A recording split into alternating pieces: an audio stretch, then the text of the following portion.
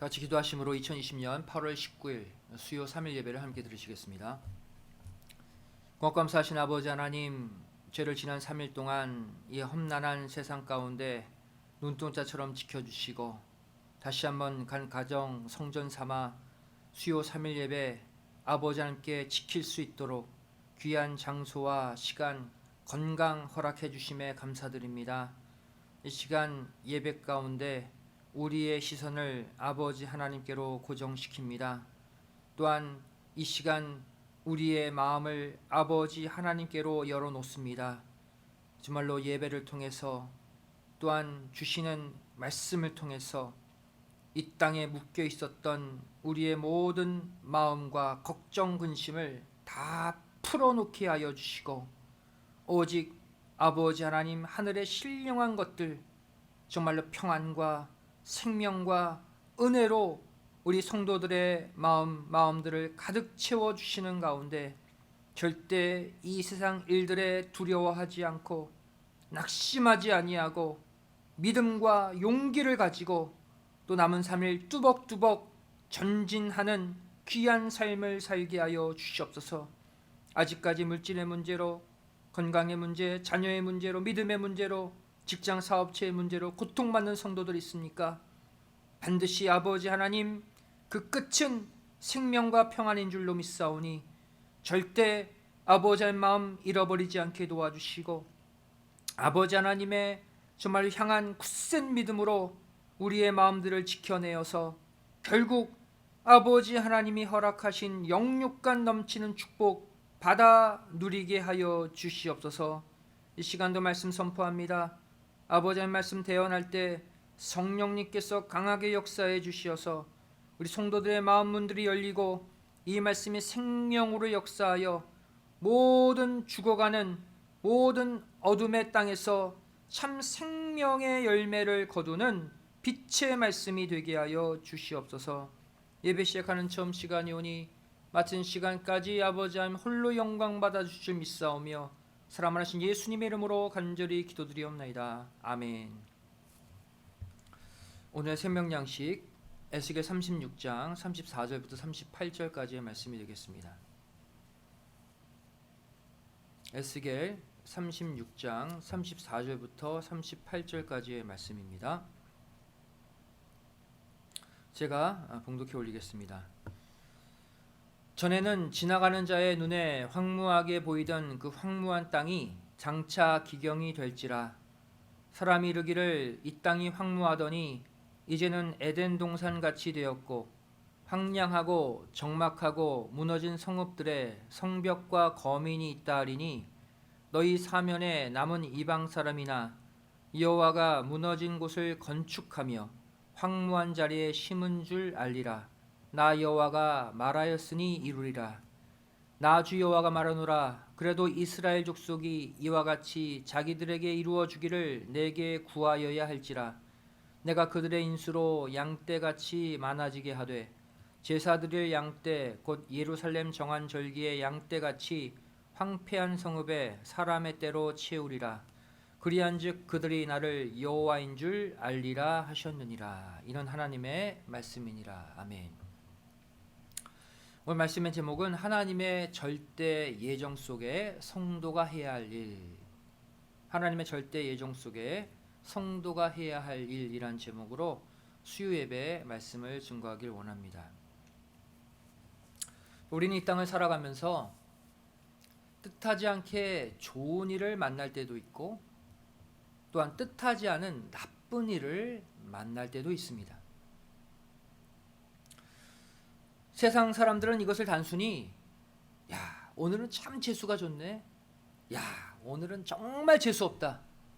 이렇게 우연히 일어나는 일들로 여기지만 하나님을 믿는 성도들이라면 이렇게 반응해서는 안 되는 것이죠. 마태복음 10장 29절 말씀 보시면 참새 2마리가 한 아사리온에 팔리는 것이 아니냐. 그러나 너희 아버지께서 허락지 아니하시면 그 하나라도 땅에 떨어지지 아니하리라 말씀하고 있습니다.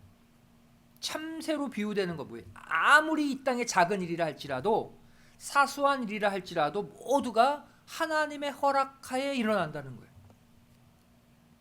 또한 계시록 6장 4절 말씀 보시면 이에 붉은 다른 말이 나오더라. 그 탄 자가 허락을 받아 땅에서 화평을 제하여 버리며 서로 죽이게 하고 또 큰 칼을 받았더라 말씀하고 있어요. 이건 마지막 때 일어날 적그리스도의 역사죠.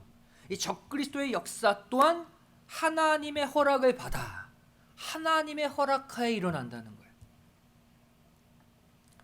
또한 계시록 19장 7절 8절 말씀 보시면 우리가 즐거워하고 크게 기뻐하여 그에게 영광을 돌리세 어린 양의 혼인 기약이 이르렀고 그 아내가 예비하였으니 그에게 허락하사 빛나고 깨끗한 세마포를 입게 하셨은즉 이 세마포는 성도들의 옳은 행실이로다 하더라 말씀하고 있습니다. 동일하게 계시록 종말에 일어날 사건인데 어린 양의 신부로 부름받은 말세의 성도들에게 예비된 세마포 옷도 하나님의 허락이 있어야지만 입을 수 있다고 말씀하고 있죠. 이처럼 지구상에서 일어나는 수많은 일들이 하나님의 허락하에 이루어진다는 것은 무엇을 의미할까요? 이 땅에서 일어나는 모든 일들은 예외 없이 하나님의 절대 주권과 절대 예정 가운데 일어나는 일이라는 뜻입니다. 이 땅의 모든 일들이 작은 일이든 나쁜 일이든 좋은 일이든 하나님의 허락하에 일어난다. 이것은 만세전에 예정된 하나님의 주권과 예정 가운데 모든 일들이 하나님의 시간표대로 이루어진다는 뜻이에요. 다시 말해 우리가 아무리 막으려고 애를 써도 하나님이 이미 작정하신 일이라면 일어나게 되어 있다는 거예요. 또한 우리가 아무리 이루려고 애를 쓰고 노력해도 그것이 하나님의 예정 가운데 없는 일이라면 절대로 일어나지 않는다는 것입니다. 이렇게 하나님의 주권과 허락, 하나님의 절대 예정 가운데 모든 일이 일어난다고 한다면 그럼 저와 여러분은 아무 일도 하지 않고 그저 하나님이 하시는 일을 지켜보고만 있어야 한다는 것일까요? 어차피 하나님의 주권과 예정 가운데 일어나는 일인데 우리가 노력해도 막을 수 없고 우리가 노력한다고 되는 일도 아닌데 가만히 있으면 되는 것인가? 성경은 또 그렇게 말씀하고 있지 않아요. 비록 하나님의 예정 가운데 모든 일들이 일어나도 우리 성도들이 그 가운데 해야 할 일이 있다라고 말씀하고 있습니다. 그래서 이 시간 하나님의 절대 주권, 하나님의 절대 예정 속에서 우리 성도들이 해야 할 일은 무엇인지 함께 생각해 보기를 원합니다. 첫 번째로 아무리 하나님의 심판이 예정되어 있다 해도 우리 성도들은 신앙 전수에 힘써야 한다는 것입니다. 이 바벨론 포로기 때 쓰여진 이 성경들의 연대를 계산해 보면 한 가지 놀라운 사실을 발견하게 됩니다. 이 바벨론 2차 포로 때 중심 인물이 누굽니까? 바로 다니엘이죠. 또 바벨론 2차 포로로 끌려갈 때 중심 인물은 바로 에스겔입니다. 이 다니엘의 출생 연도를 우리는 이렇게 계산해 볼 수가 있어요. 바로 다니엘이 바벨론 1차 포로로 끌려갔을 때의 연도 주전 605년이죠. 바로 이때 다니엘의 나이를 우리는 17세 정도로 추정할 수 있습니다. 당시 소년이라고 그랬거든요. 그래서 17세 정도로 추정한다고 했을 때 다니엘의 출생 연도를 알 수가 있죠. 주전 605년에서 플러스 17년을 하면 주전 622년경에 다니엘은 출생했다고 할 수 있습니다. 그러면 에스겔이 출생한 연도는 어떻게 될까요? 에스겔이 바벨론 포로제에 끌려와 첫 번째 계시를 받았을 때가 사로잡힌 지 5년째라고 그랬어요. 2차 포로로 끌려온 지 5년째. 그리고 주전 593년입니다. 그리고 이때 에스겔의 나이를 30세로 밝히고 있습니다. 그러면 주전 593년에서 30년을 플러스하면 대략 주전 623년에 바로 에스겔은 태어난 것이죠. 622년 다니엘 출생, 주전 623년 에스겔 출생. 즉 다니엘과 에스겔은 포로로 끌려온 그 시차는 다르지만 출생 연도는 비슷하다는 것을, 거의 동일하다는 것을 알 수가 있습니다. 그렇다면 이 다니엘과 에스겔이 태어났을 이 당시 과연 남유다에는 어떠한 일이 벌어지고 있었을까요? 바로 주전 622년 다니엘이 출생한 그 해는 어떤 해입니까? 바로 남유다 왕 요시야 왕이 종교개혁을 일으킨 해라는 사실이에요. 남유다 역사 가운데 다윗의 길을 온전히 좇아서 종교개혁을 일으킨 3대 왕이 있습니다. 첫 번째가 여호사밧 왕, 두 번째가 히스기야 왕, 세 번째가 요시야 왕이에요. 이 중에 맨 마지막으로 종교개혁을 일으킨 왕이 요시야예요. 성경은 이때를 요시야 18년이라고 기록하고 있습니다. 이 요시야 18년이 주전 622년이에요. 바로 이때가 종교개혁의 꽃을 피운 해예요. 그 내용 보시면 열왕기하 23장 21절부터 23절까지 말씀 보시면 왕이 뭇 백성에게 명하여 가로되 이 언약책에 기록된 대로 너희의 하나님 여호와를 위하여 유월절을 지키라 하매 사사가 이스라엘을 다스리던 시대부터 이스라엘 열왕의 시대에든지 유다 열왕의 시대에든지 이렇게 유월절을 지킨 일이 없었더니 요시야 왕 18년에 예루살렘에서 여호와 앞에 이 유월절을 지켰더라 그랬어요. 요시야 18년 즉 주전 622년에 전무후무한 유월절을 지켰대요. 여태까지 사사시대 열왕시대에 거쳐서 이렇게 온전하게 유월절 지킨 적이 없었다는 거예요. 요시야 18년 주전 622년에 절기의 회복의 역사가 일어났죠. 또 열왕기하 23장 24절 말씀 보시면 요시야가 또 유다 땅과 예루살렘에 보이는 신접한 자와 박수와 드라빔과 우상과 모든 가증한 것을 다 제하였으니 이는 대제사장 힐기야가 여호와의 전에서 발견한 책에 기록된 율법 말씀을 이루려 함이라 그랬어요. 이번에는 율법책 그 말씀을 근거로 모든 우상들을 제거합니다. 바로 신앙 순수성의 회복도 언제? 요시야 18년에 이루어져요. 결국 이 요시야 왕의 종교개혁의 결론이 무엇입니까? 열왕기하 23장 25절 말씀 보시면 요시야와 같이 마음을 다하며 성품을 다하며 힘을 다하여 여호와를 향하여 모세의 모든 율법을 온전히 준행한 임금은 요시야 전에도 없었고 후에도 그와 같은 자가 없었더라. 전에도 없고 후에도 없다. 전무후무하다는 거죠. 전무후무한 대종교개혁을 이룬 왕이 요시야라고 성경은 평가하고 있어요.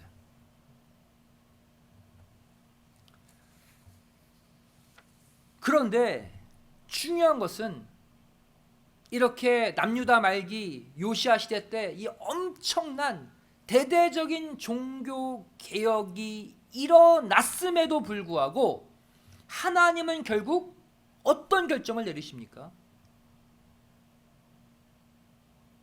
이어지는 열왕기하 23장 26절 말씀 보시면 그러나 여호와께서 유다를 향하여 진노하신 그 크게 타오르는 진노를 돌이키지 아니하셨으니 이는 므낫세가 여호와를 경노케 한 그 모든 경노를 인함이라 그랬어요. 요시야가 대대적인 유월절을 행하고 모든 성전의 더러운 것들을 정리하고 치우고 우상을 제거하는 대대적인 종교개혁을 전무후무하게 일으켰다 할지라도 하나님이 요시아의 할아버지 므낫세의 55년의 죄악을 결코 돌이키지 않으시겠다고 말씀하고 있어요. 요시아의 종교개혁이 할아버지 므낫세의 죄악을 이기지 못한대요. 그 므낫세의 죄악 때문에 남유다가 멸망당할 그 일을 돌이키지 못한다고 말씀하고 있어요.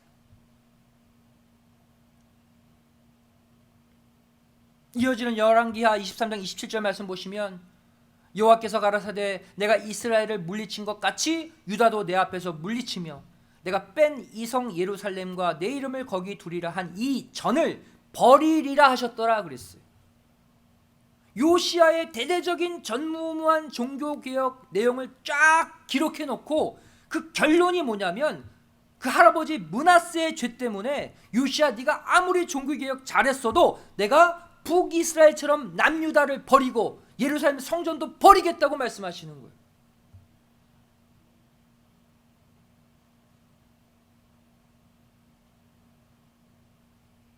그럼 우리 한 가지 의문을 갖게 되죠.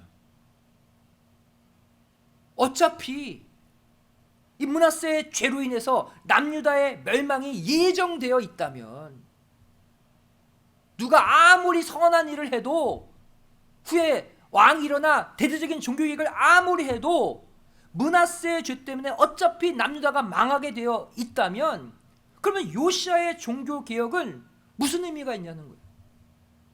요시아가 종교개혁을 아무리 잘한들 무슨 의미가 있냐는 거예요. 그런데 의미가 있다는 것입니다. 설사 요시아의 종교개혁에도 불구하고 므낫세의 죄 때문에 남유다가 멸망당하고 성전이 회파된다 할지라도 그의 종교개혁은 의미가 있대요. 어떤 의미가 있을까요?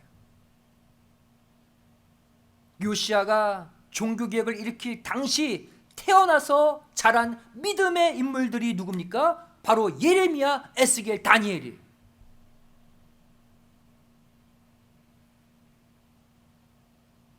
엄밀히 말해 예레미야가 에스겔, 다니엘보다 약 20년쯤 선배예요. 20년 정도 먼저 태어났어요.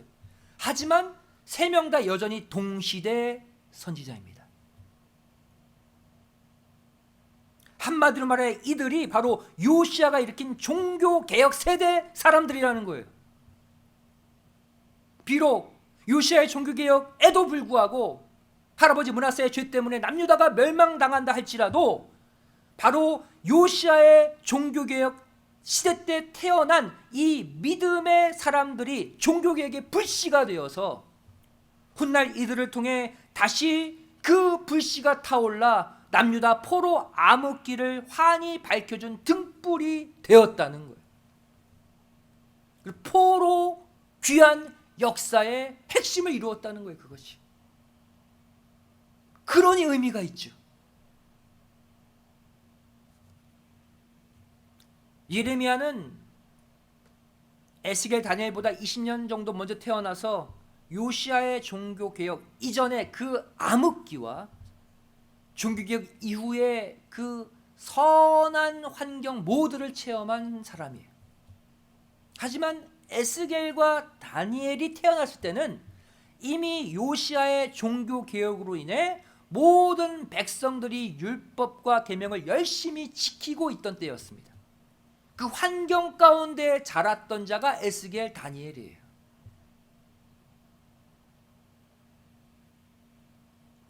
다시 말해 하나님은 요시아의 종교개혁을 통해서 설사 나라가 망한다 할지라도 믿음의 인물 에스겔과 다니엘을 미리 준비시키신 것입니다. 포로기 가운데 말씀의 등불로 사용하기 위해 그 시대에 태어나게 했어요. 그리고 그 신앙의 영향을 받고 자라게 했어요.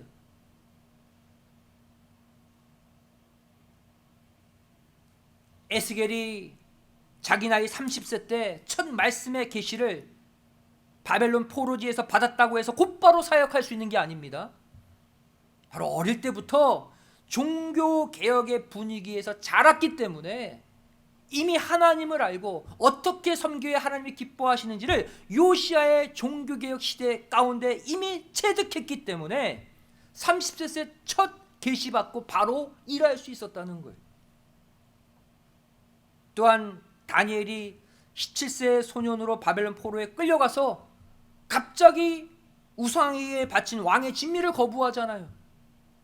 그리고 모든 죄악에서 홀로 버티잖아요. 어린 나이에. 이것도 그의 자라온 신앙의 배경, 종교개혁의 선한 배경이 없었다면 불가능한 일이었을 것입니다. 결국 요시야의 종교개혁 시대 때 태어난 이 다니엘과 에스겔은 바벨론 포로의 암흑기 가운데 모두 어떻게 쓰임받았습니까? 두 사람 모두 바벨론 포로기 때뿐 아니라 마지막 종말의 시대, 오늘날 그 마지막 말세 시대까지 쓰임 받은 것을 볼 수가 있습니다. 그들이 받은 계시 보세요. 종말의 계시를 받았거든요. 다니엘에게 주신 70일의 계시, 즉 시간에 관한 계시를 통해서 마지막 종말의 때를 깨닫게 하셨다면, 동시대 인물인 에스겔에게는 새 성전의 계시, 즉 공간에 관한 계시를 주심으로써 말세에 회복해야 될 신앙의 내용에 관해 훗날 우리에게 깨닫게 하신 거예요. 두 인물 다 오늘날까지 쓰임받게 하신 거예요. 이처럼 신앙의 전수는 정말로 중요합니다. 신앙의 환경을 만들어 놓고 그 가운데 우리 자녀를 자라게 하는 것이 그렇게 중요하다고요. 설사 하나님의 주권과 하나님의 예정 가운데 우리 시대에 이 코로나 바이러스와 같은 재앙과 심판이 임한다 할지라도 저와 여러분이 자녀들에게 신앙의 환경을 만들어주고 구속의 말씀을 전수해 주기만 한다면, 요시야 때와 같은 놀라운 종교 개혁의 분위기를 자녀들 안에 심어주기만 한다면, 그 믿음의 환경 속에서 자란 우리의 자녀들이 결국 구속사의 마침표를 찍는 신령한 포로 귀환의 주인공들이 된다는 사실을 반드시 믿으시기 바랍니다. 지금 당장을 보지 마시고 미래를 내다보고 행동하셔야 돼요. 지금 열심히 하면 뭐해? 코로나 바이러스로 정말 내가 할 수 있는 게 아무것도 없는데, 아유, 자녀들은 그냥 집에 그냥 있으라고 그래. 아유, 뭐 어떻게 되겠어? 다 코로나 때문에 아무것도 못 하는데, 학교도 못 가고. 그러지 마시고 신령한 요시아들이 되셔서 종교 개혁을 일으키세요. 가정의 종교 개혁을 일으키세요. 그동안 세상 우상을 드리고 세상의 문화를 드렸던 가정 다 척결해 버리시고 말씀 읽는 가정, 기도하는 가정, 예배 드리는 가정 만드세요. 그리고 그 분위기 가운데 우리 자녀를 두세요. 비록 지금 하나님의 주권과 예정 가운데 우리가 심판받고 고통받고 있다 할지라도 훗날 누가 합니까? 믿음의 환경 가운데 자란 우리의 자녀들이 우리가 이루지 못한 구속사 말씀의 마지막 깃발을 꽂을지 어떻게 알아요? 지금부터 그때를 준비하시라는 것입니다.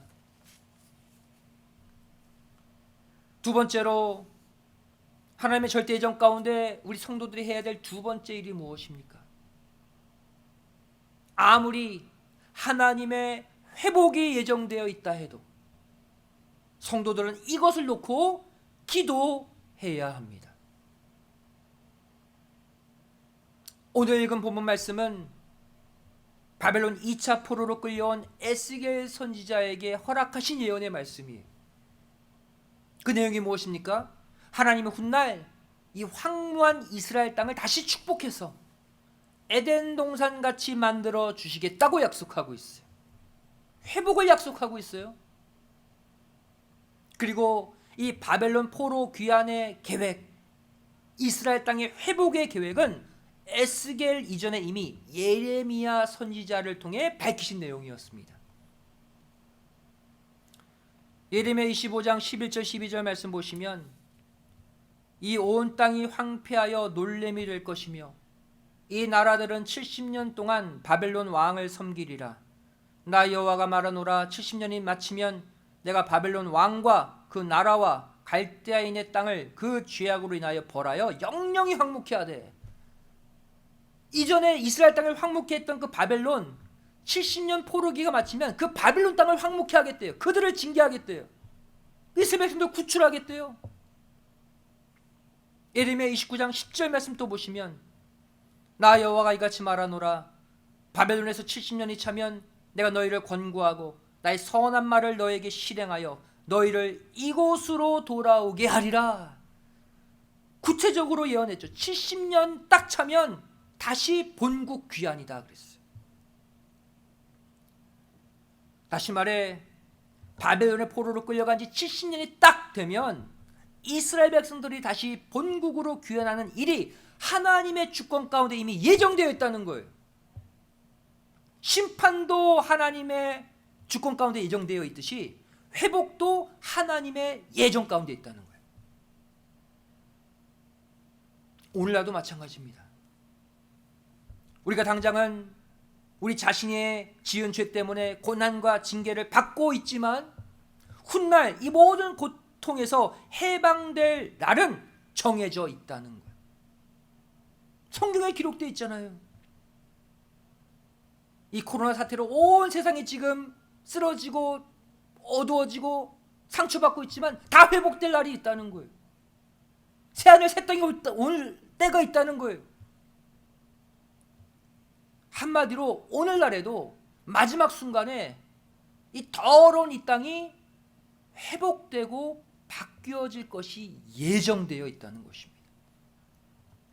그리고 더 나아가서 하나님은 우리가 현재 당하고 있는 이 징계와 재앙이 당신의 본심이 아니라고까지 말씀하고 계십니다. 재앙을 일으키셨는데 하나님의 본심은 우리가 재앙받아 죽는 게 아니라는 거예요. 이어지는 예레미야 29장 11절 말씀 보시면 나 여호와가 말하노라. 너를 향한 나의 생각은 내가 아나니 재앙이 아니라 곧 평안이요 너희 장래에 소망을 주려 하는 생각이라 그랬어요. 지금 일어나고 있는 코로나 재앙, 또 우리가 당하고 있는 물질의 재앙, 건강의 재앙 다 주시면서도 이것이 하나님 본심이 아니래요. 회복시켜줄 때가 있다는 거예요. 그때까지 좀만 참으라고 말씀하고 있는 거예요.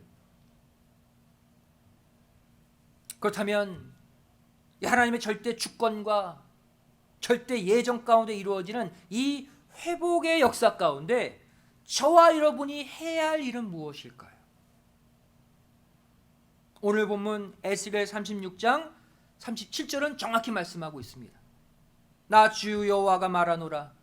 그래도 이스라엘 족속이 이와 같이 자기들에게 이루어 주기를 내게 구하여야 할지라 그랬어요.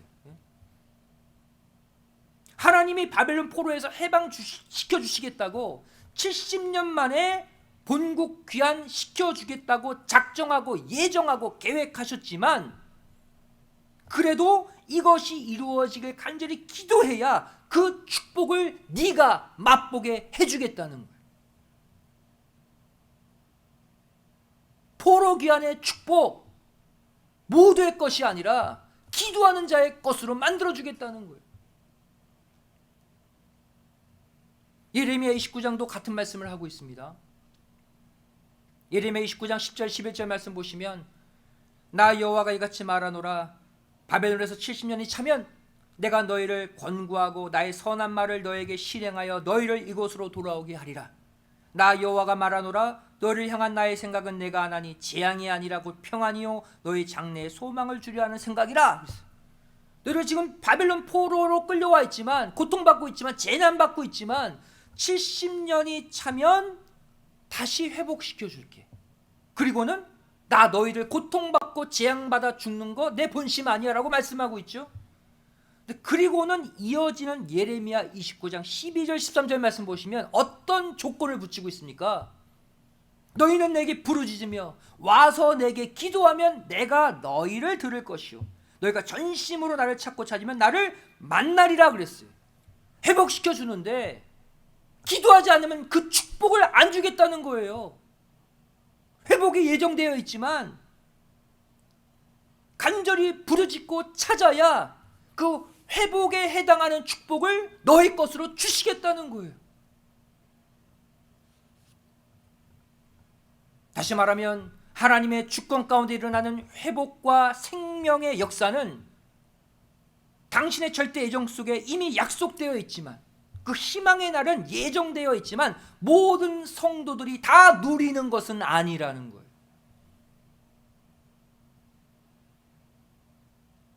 이 하나님의 긍휼과 사랑의 계획을 먼저 말씀 가운데 깨닫고 이것이 나에게 이루어지기를 간절히 구하는 자에게 재앙을 통과할 수 있는 은혜를 주셔서 실제로 그 축복까지 맛보게 하신다는 것입니다. 아무리 그 생명의 날이 예정되어 있어도 깨닫고 기도하지 않으면 중간에 다 탈락된다는 거예요.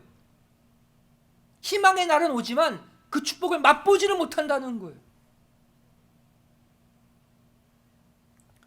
성경은 말씀하고 있습니다. 마태복음 24장 13절 말씀 보시면 그러나 끝까지 견디는 자는 구원을 얻으리라 해요. 결국 마지막에 구원입니다. 구원으로 이 땅이 끝나요? 회복의 메시지죠. 하지만 누구만? 끝까지 견디는 자만 그 구원받아요. 끝까지 견디지 못할 성도들도 있다는 거예요. 그 축복 누리지 못한 성도들도 있다는 거예요. 또 로마서 9장 27절 말씀 보시면 또 이사야가 이스라엘에 관하여 외치되 이스라엘 뭇 자손의 수가 비록 바다의 모래 같을지라도 남은 자만 구원을 얻으리니. 우리 모두가 영적 이스라엘 사람들 아닙니까? 모두 하나님 믿고 모두 구원을 갈망하고 소망의 메시지, 회복의 메시지 바라보며 살고 있지만 끝까지 남아있는 자만 구원받는다는 거예요. 그 축복이 모두의 것이 아니라는 거예요. 중간에 탈락될 자들도 있다는 거예요. 결국 누가 끝까지 견딜 수 있고 누가 끝까지 남는 자가 되어 그 마지막 회복의 축복을 누릴 수 있습니까? 바로 아버지 하나님의 절대 주권과 선하신 계획을 먼저 깨닫고 이것을 붙잡고 이루어지기를 기도하는 자라는 거예요. 누가복음 21장 36절은 말씀하고 있죠. 이러므로 너희는 장차 올 이 모든 일을 능히 피하고 인자 앞에 서도록 항상 기도하며 깨어있으라 하시니라. 우리 모두 압니다. 우리 모두 회복의 마지막 때 주의 재림으로 이 땅이 끝날 걸 알아요. 새하늘 새 땅이 펼쳐질 걸 알아요. 소망의 메시지 예정되어 있다는 거 우리 알아요. 하지만 누구만 주의 재림을 영접합니까?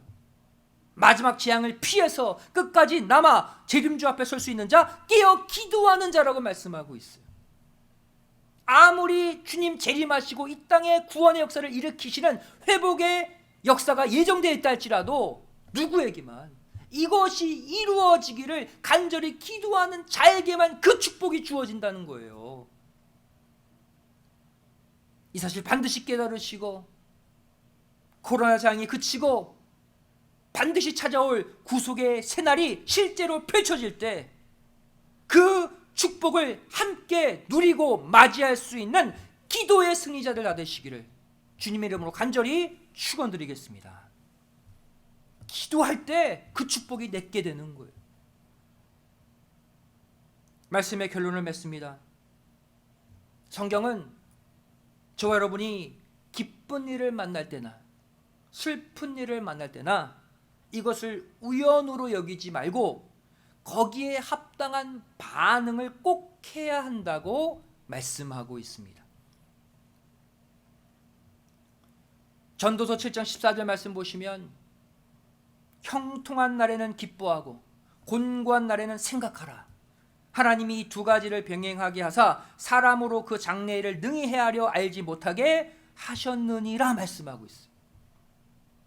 우리 인생이 맞이하는 날은 두 종류잖아요. 형통한 날을 맞이하든 곤고한 날을 맞이하든 우리는 두 날 중 한 날을 맞이하며 삽니다. 그런데 형통한 날을 주시든 곤고한 날을 주시든 우리 성도들이 거기에 맞게 취해야 할 반응이 있대요. 그냥 아무렇게나 반응하면 안 되고, 형통한 날에는 기쁨의 반응, 곤고한 날에는 생각하는 반응을 꼭 보여야 된대요. 여기서 특히 곤고한 날에 생각하라 그랬습니다. 이 생각하라라는 단어가 히브리어 라라는 단어를 쓰고 있어요. 라는 무슨 뜻입니까? 자세히 바라보다라는 뜻이에요. 세밀하게 조사하다라는 뜻이에요. 무엇을 만나면? 곤고한 나를 만나면 히브리어 라하라는 거예요. 다른 반응 보이지 말고, 불평하지 말고, 원망하지 말고, 고통과 환난 만나면 이것이 왜 나에게 왔는지 히브리어 라하로 자세히 살펴보고 자세히 조사하래요. 내 안에 뭐 부족한 게 없는지, 하나님 마음에 드시지 않는 뭔가가 없는지, 죄가 없는지, 잘못한 건 없는지 라하로 조사하래요. 살펴보래요. 그게 올바른 반응이래요. 왜 그렇습니까? 우리가 당하는 환난은, 곤고는 우연이 아니라 하나님의 섭리와 의도와 우리를 향한 메시지가 담겨 있기 때문이라는 거예요. 그걸 히브리어 라로 조사해서 깨달으면 그 환난 통과고, 여전히 깨닫지 못하고 내가 뭘 잘못했는지 모르고 하나님 원망하고 불평한다면 계속 그 재앙 가운데 쓰러지고 넘어질 수밖에 없다는 거예요.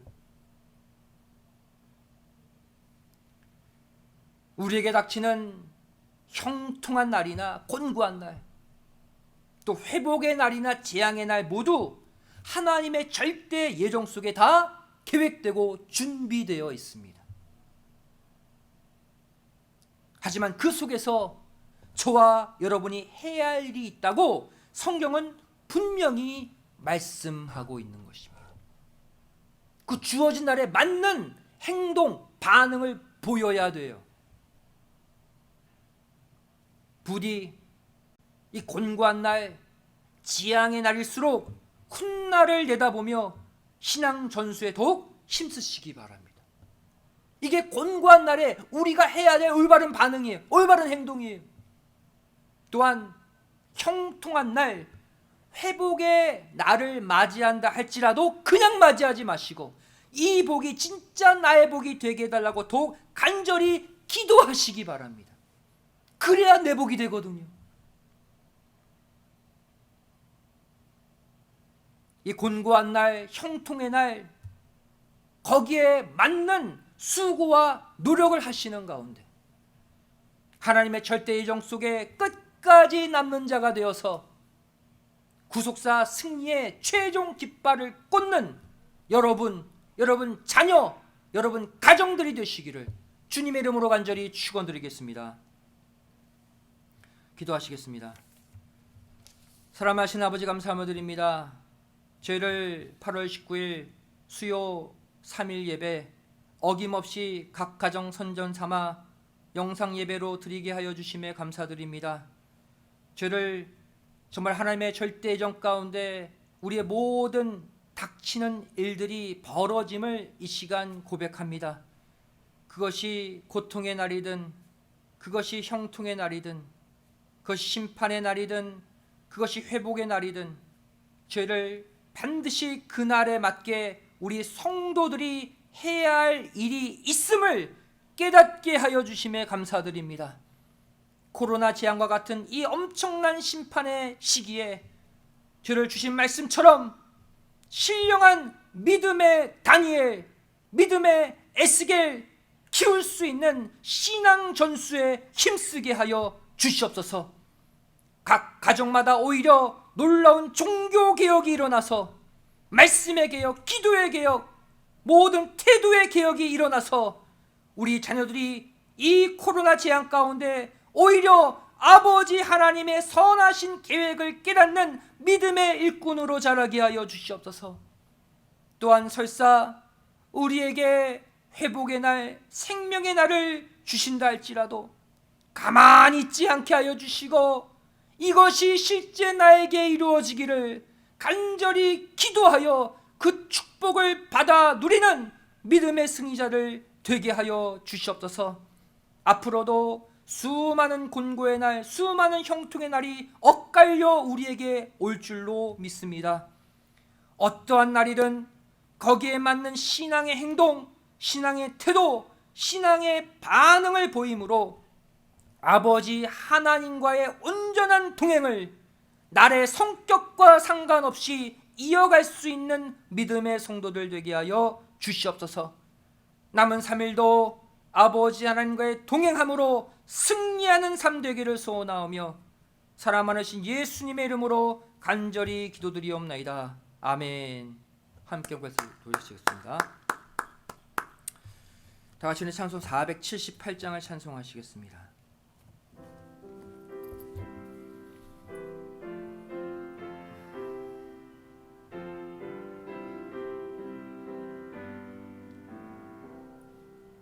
주 날개 밑 내가 편안히 쉬네. 밤 깊고 비바람 불어쳐도 아버지께서 날 지키시리니 거기서 편안히 쉬리로다. 주 날개 밑 즐거워라. 그 사랑 끊을 자니뇨. 주 날개 밑 내 쉬는 영혼 영원히 거기서 살리. 주 날개 밑 나의 피난처 되리. 거기서 쉬기를 원하노라. 세상이 나를 몰위로 해주나 거기서 평화를 누리리라. 주 날개 밑 즐거워라. 그 사랑 끊을 자니뇨. 주 날개 밑 내 쉬는 영혼 영원히 거기서 살리. 주 날개 밑 참된 기쁨이 있네. 고달픈 세상 길 가는 동안 나 거기 숨어 돌보심을 받고 영원한 안식을 얻으리라. 날개 밑 즐거워라. 그 사랑 끊을 자니뇨. 주 날개 밑 내 쉬는 영혼 영원히 거기서 살리.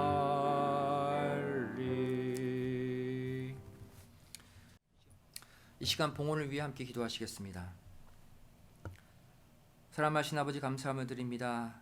오늘도 이렇게 각 가정 성전 삼아 수요 3일 예배에 모이게 하여 주시고 세상은 죄짓고 또한 죄악의 고통에 쓰러져가는 이 밤에 우리 하나님의 권속들은 정말 이렇게 한 곳에 모여 아버지 하나님 온 가족 응상 예배로 아버지 하나님 만날 수 있도록 축복해 주심에 감사드립니다.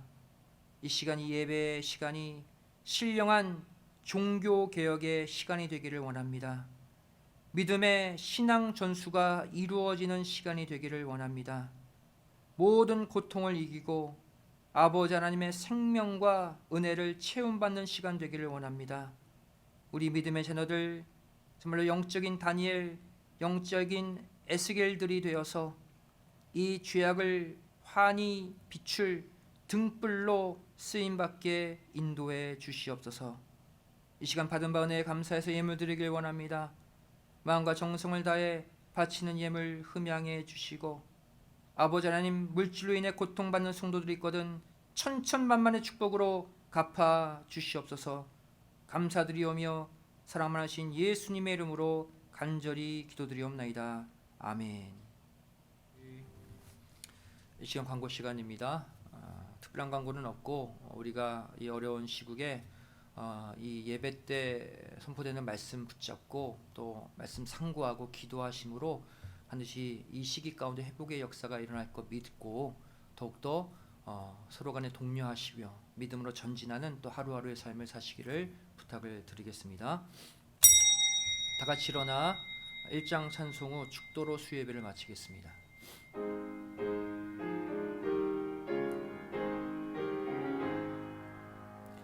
만복의 근원 하나님, 온 백성 찬송 드리고 저 천사여 찬송하세. 찬송 성부 성자 성령. 아멘. 오늘도 11주 예물 감사 예물 여러 가지 제목으로 바친 믿음의 손손길이 있습니다. 정말 부족한 물질 가운데 정성을 다해 마음을 담아 바친 예물 흠양하여 주시고 가정마다 물질로 인해 고통받지 않도록 하늘의 신령한 복, 이 땅의 기름진 복으로 가득가득 채워주시는 은총을 베풀어 주시옵소서. 이제는 우리 주 예수 그리스도의 한없는 은혜와 아버지 하나님의 만극하신 사랑하심과 성령님의 감화감동 내주 충만하심의 역사가 이곳에 머리 숙여 환난의 날 심판의 날에는 신앙 전수에 힘쓰고 또한 생명의 날 회복의 날이라 할지라도 그것이 이루어지기를 간절히 기도함으로 아버지 하나님과의 온전한 동행을 이어가기를 소원하는 믿음의 성도들 머리 위에 귀한 가정과 직장, 학교, 사업체 위에, 교회 위에, 이 나라 이 민족 위에 이제로부터 영원까지 함께 있을지어다. 아멘.